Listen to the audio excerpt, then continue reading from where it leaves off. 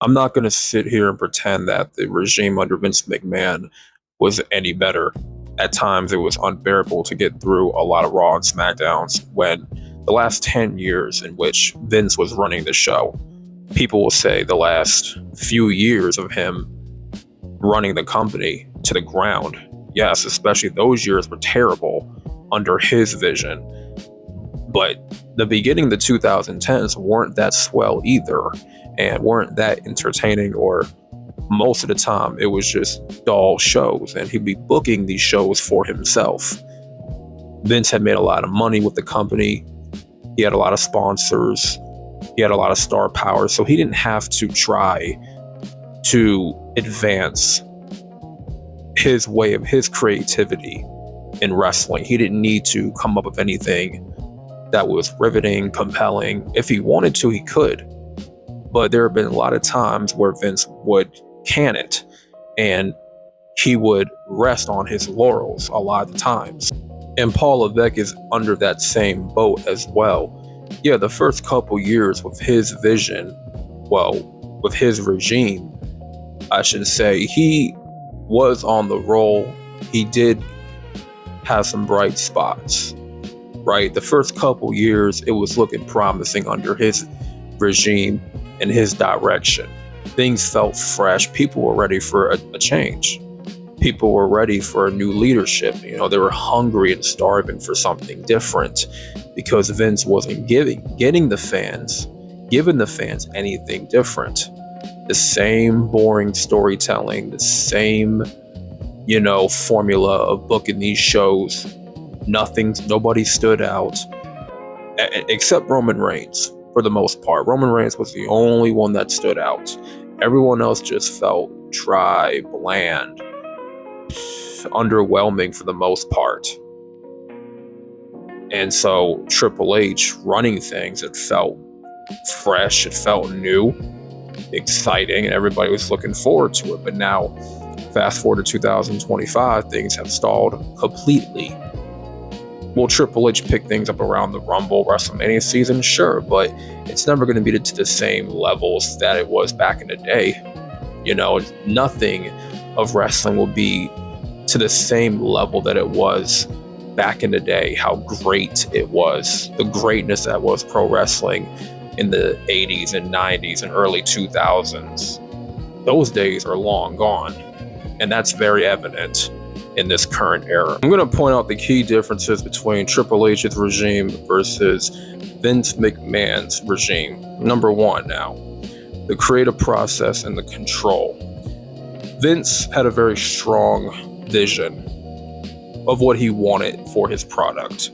And you saw that in the 80s and 90s, early 2000s, very hands-on with his product and what he wanted out of his superstars. He was also known to micromanage, which, it really stunted the growth for a lot of his wrestlers, and it halted the flow of the show because he would change things last minute. Paul Heyman would describe how under Vince, people around him were to embellish the vision Vince had from that blank piece of paper, right? That's what Paul Heyman said, not my own words. Well, Triple H, he's proven to be more collaborative, right? With TNA and what's those other shows? New Japan Pro Wrestling, Pro Wrestling Noah, just those companies like that, in which he's collaborating with those smaller promotions. Now, according to Paul Heyman, Triple H often starts with a blank piece of paper, quote unquote. And his approach is to invite ideas and is open to other pitches. He gives people an open forum to tell him what they should do with the show, right? He welcomes people's opinions, their pitches, and what they think is best for a character or the show or storyline, whatever, right? Paul Heyman even called him the most collaborative leader he's ever worked with, and that was reported in the Times of India article. Now, when it comes to the impact on the workload, Randy Orton had said, that under Triple H, they're thinking months and months in advance, right? Those are his words. Whereas during Vince's creative reign, changes to the scripts often came minutes before, we went live, right? That's what Randy Orton would say. So Vince had a bad habit of changing the scripts, and we already knew this, right? The last few years of him running the shows, he would change scripts like it was nothing.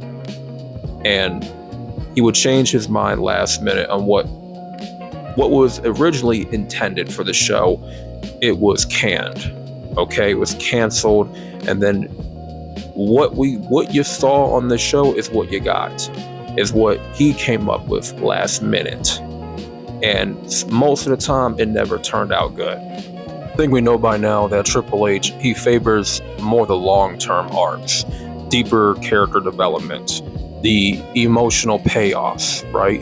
And Vince McMahon was kind of the same way, but he didn't do it all the time. Triple H is more that type of booker, and sometimes the long-term storytelling becomes too drawn out, long-winded, kind of like how Triple H's promos were back in the day. They were just long-winded, sometimes boring, right? But a lot of intensity nonetheless. But that has its place. You can't overdo the long-term storytelling. It works for some feuds and it doesn't work for others. At this time, they need to learn how to speed things up with their storytelling and their feuds and just get to the damn point. Like, we don't got time to sit through weeks and months of, this dull storytelling, this long drawn out fiasco. And we're not getting to the climax. We're not getting to the high point until month 2 or month 3. And by that point, people are just over it. They're tired, and we've lost patience already. A lot of wrestling fans today are just not patient. So that has its pros and its cons.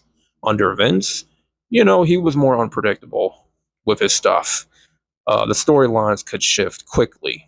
And part of this was because Vince was running creative very tightly and reacting in real time.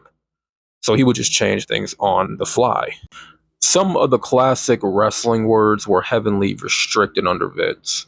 For instance, terms like belt, babyface / heel, or even wrestler were taboo, and the commentators could not use those terms at all. They were restricted by Vince, instructed by him to not say those things on air. No one could use those words. And it was very, very odd and very weird, right? But under Triple H, those restrictions have loosened. He gives more leeway for, wrestlers and the performers and commentators to use those terms, which, I mean, honestly, who really cares at the end of the day? Because that doesn't equate to a fun, entertaining show at all. You know what I'm saying? Under his direction, commentators could freely use those traditional wrestling terminology. In his era, more open to cross promotion and partnerships with other wrestling companies like TNA, something that was off limits under Vince. When Vince had his regime, there was no mention of TNA. TNA talent were not under the WWE roster. They were pretty much distant, okay? And other promotions were just non-existent under Vince because Vince didn't watch TNA. He didn't watch New Japan Pro Wrestling. He didn't know any other wrestler outside of his own roster that he was managing. He didn't know anybody in Ring of Honor or, Japan Pro Wrestling, Pro Wrestling Noah. Like, he was very distant from those other promotions. And I can't blame him because he's running his own company. He's focusing on his own brand, which I understand.